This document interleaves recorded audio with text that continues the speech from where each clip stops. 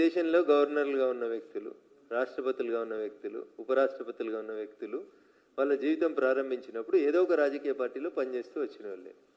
దానికి ఆ కుర్చీలకు పోయే వాళ్ళు బాధ్యతలు తీసుకున్న తర్వాత ఉండేటువంటి లింక్కి ఏం సంబంధం లేదు. మరి అట్లాంటి హైకోర్టు కొట్టేసింది. ఇప్పుడు హైకోర్టు తీర్పుకు వ్యతిరేకంగానే కదా సుప్రీంకోర్టుకు పోయింది. ఒక్కొక్క జడ్జి ఒక రకమైనటువంటి అభిప్రాయాన్ని వ్యక్తం చేస్తారు. దానికి మేము మేనేజ్ చేసినాం, మీరు మేనేజ్ చేసిర్రు, తమిళసై గారు ఇట్లా చేసినారు, ఇన్ని తలతిక్క మాటలు మాట్లాడుతున్నారంటే బహుశా ఎండనన్నా ఎక్కువ కొట్టి ఉంటుంది, లేదా వానాలు తడిచన్నా జ్వరం వచ్చి ఉంటుంది అన్నకి. ఇవేం మాటలు? కోర్టుల జడ్జిమెంట్లకి మాకు చెంపపెట్టలు ఎట్లయితాయి? పోనీ ఒప్పుకుంటారా మీరు ఎట్లా భారతీయ జనతా పార్టీ గవర్నర్లు అని చెప్పి మీరు అట్లా ముద్రే తెలుసుకున్నారా? ఇవన్నీ ఆడలేక మధ్యలో ఓడినట్టు, మీకు చేయడం రాక ఎదురుగున్నోళ్ళు చేస్తుంటే మీరు బాధపడుతున్నటువంటి విషయాలు. కోర్టు తీర్పు మాకెట్లా చెంపపెట్టు అవుతుంది?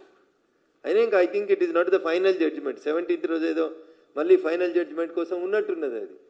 దీని గురించి ఇప్పుడే మనం తొందరపడేది కానీ ఇంకో 2 రోజులు ఆగురు. కోర్టులు ఈ మధ్యలో చెప్తున్నాయి కోర్టులు ఉన్న విషయాలలో మాట్లాడొద్దు, సబ్జుడీస్ అవుతారంటున్నారు.